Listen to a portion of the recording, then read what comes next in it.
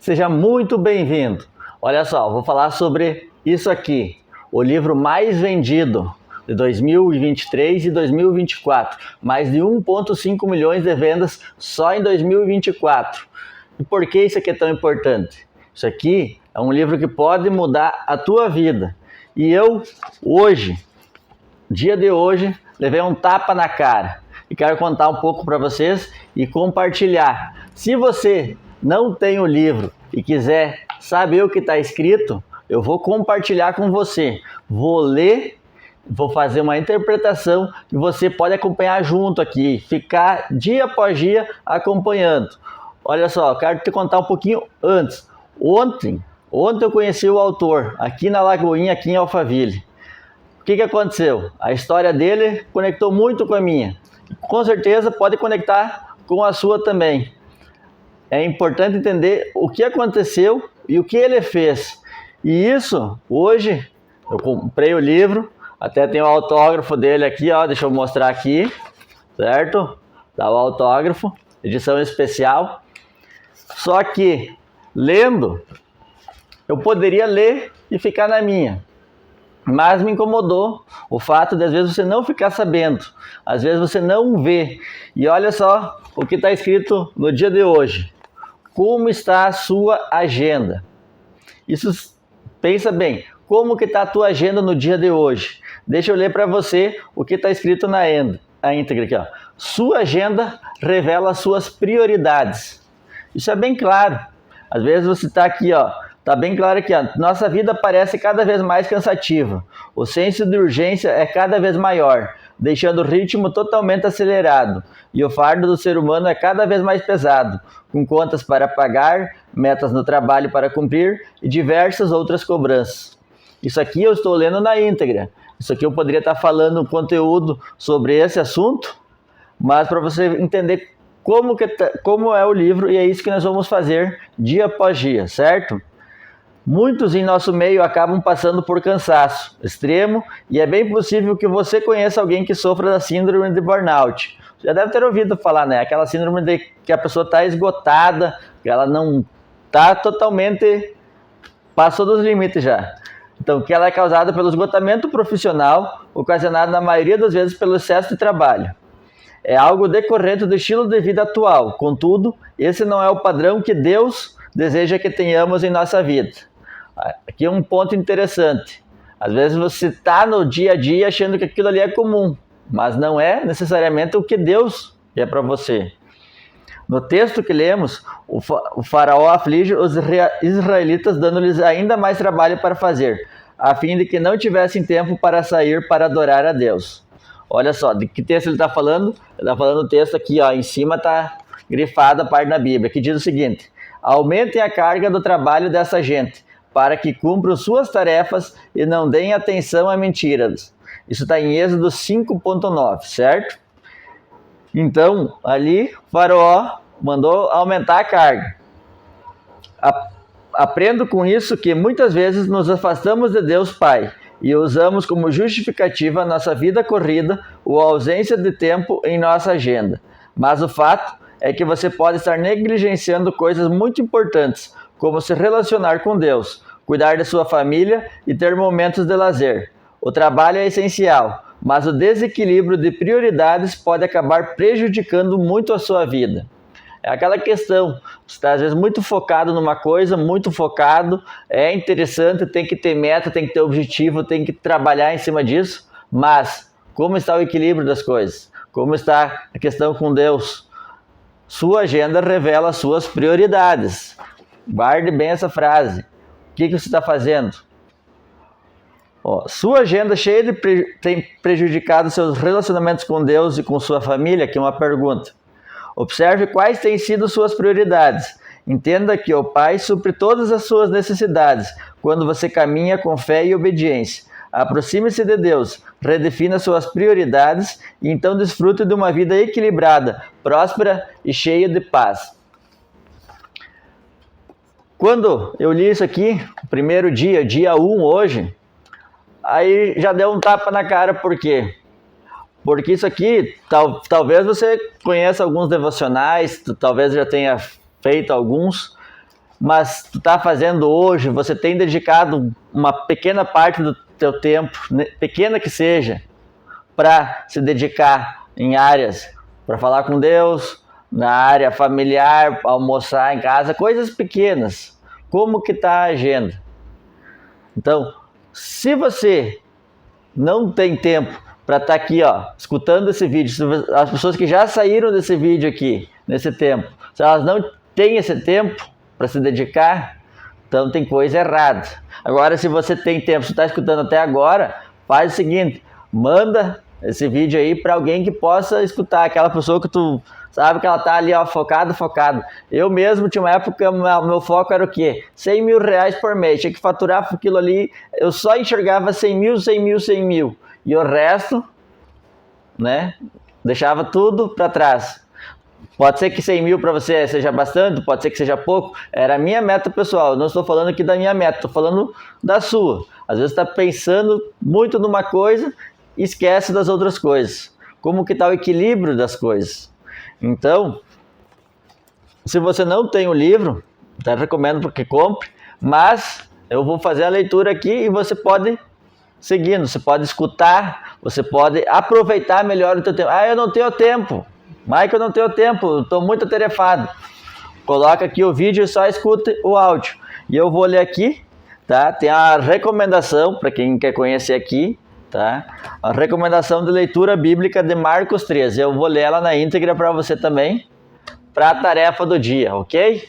Vamos lá e faça o seguinte, tem um botãozinho aqui, para cima e para baixo, já dá o like, e se você não gostar, dá o dislike, só que tá até na Bíblia, não seja morno, não fique aí e não faça nada, ou é bom ou é ruim, comente, mas não fique só à toa, porque a agenda é importante, o tempo é importante, tem que ter as prioridades, mas não pode ser morno, tem que se posicionar. Então olha só, vou ler aqui, Marcos 13, a leitura do dia. O homem da mão ressequida. De novo, Jesus entrou na sinagoga, e estava ali um homem que tinha uma das mãos ressequida, e estavam observando Jesus para ver se curaria aquele homem no sábado, a fim de o acusarem. Jesus disse ao homem da mão ressequida, vem aqui para o meio.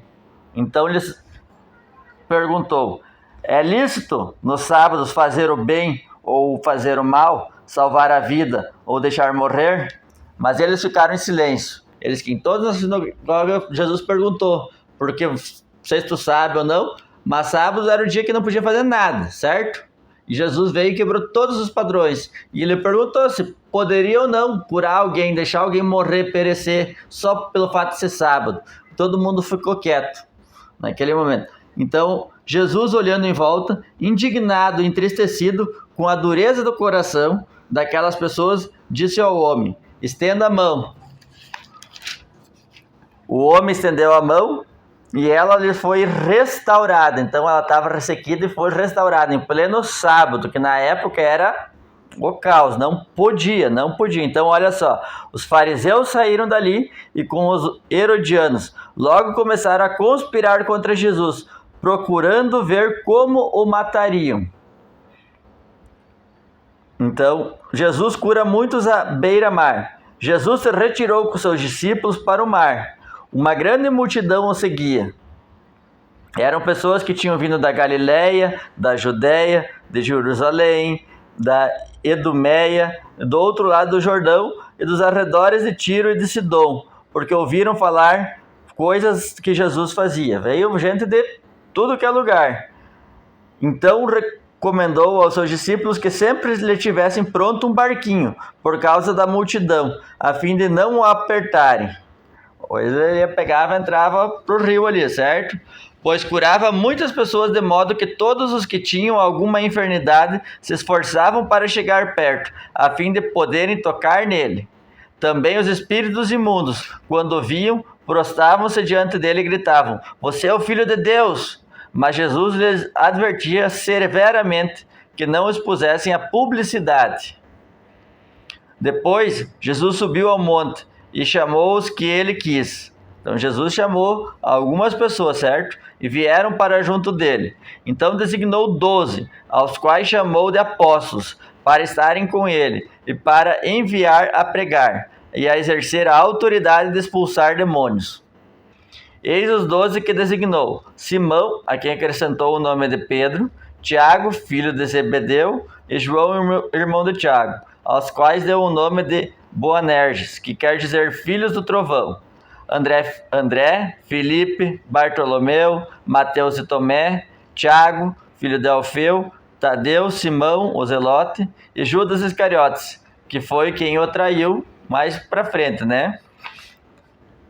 Então Jesus foi para casa, e outra vez se ajuntou a multidão, uma multidão, de tal modo que nem podiam comer.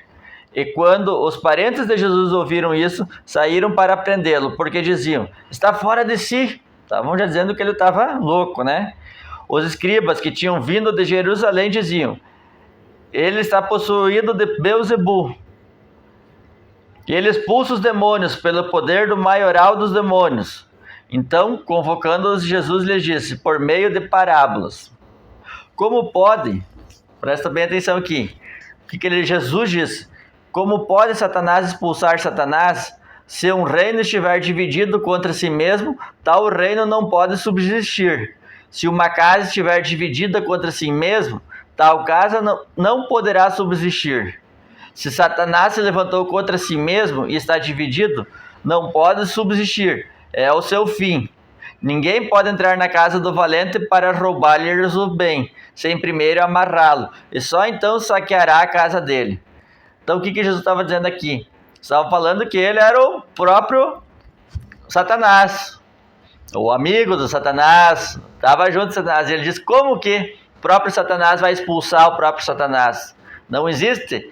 Como a pessoa vai se tirar ela, certo? Numa própria casa, para você saquear a casa de um valentão, tu tem que tirar o cara, senão quem que vai sacar a casa? Então ele já estava provando só por essa parábola que era totalmente o contrário do que eles estavam fazendo. Só que eles estavam arrumando alguma coisa, alguma desculpa. Por quê? Porque Jesus estava fazendo algo fora do padrão, algo que eles não estavam acostumados, que é o quê? No sábado, certo? Em verdade, olha Jesus falando: em verdade lhes digo que tudo será perdoado aos filhos dos homens, os pecados e as blasfêmias que proferirem. Mas aquele que blasfemar contra o Espírito Santo nunca terá perdão, visto que é réu de pecado eterno. Então olha só, está dizendo nunca terá perdão. Então cuide bem, cuide do que você fala. Jesus diz isso porque diziam: está possuído de um espírito imundo. Nisso chegaram a mãe e os irmãos de Jesus, e tendo ficado do lado de fora, mandaram-os chamá-lo. Muita gente estava sentada ao redor de Jesus, e alguns lhe disseram: olhe, a sua mãe, os seus irmãos e as suas irmãs estão lá fora, procurando o Senhor. Então Jesus perguntou: quem é a minha mãe? E quem são os meus irmãos? E olhando em volta para o que estava sentado ao seu redor, disse: eis, minha mãe e meus irmãos. Portanto, aquele que fizer a vontade de Deus, esse é meu irmão, minha irmã e minha mãe. Então ele estava falando o seguinte, que todos são irmãos dele. Quem é irmão de Jesus? Aquele que faz a vontade de Deus. E se você faz a vontade de Deus, olha só como está a sua agenda. Qual é a tua prioridade hoje? Que tal você pensar no dia de hoje o que você está fazendo e colocar, faz uma maneira simples, vamos lá. Anote no papel o que você está fazendo. Assim você vai visualizar o que você está fazendo durante o seu dia e você vai poder ajustar e melhorar. Inclusive, coloca na sua agenda aí. Amanhã, cada dia, vamos acompanhar aqui. Se você ainda não comprou, você pode comprar o link direto no site do Júnior. Cara, gente muito boa. Conheci ontem pessoalmente na Lagoinha aqui em Alphaville. Tem uma história fantástica, mas nós vamos falando no decorrer de outros vídeos. Se você gostou, dê o joinha, siga aqui e mande para o pessoal, certo? Se não gostou, comente também, que estamos aqui para cada dia evoluir mais. Dia 1, 24 de fevereiro. perdeu alguns dias aqui, certo? Mas o mais importante são os dias que virão. Posso contar contigo? Bora lá!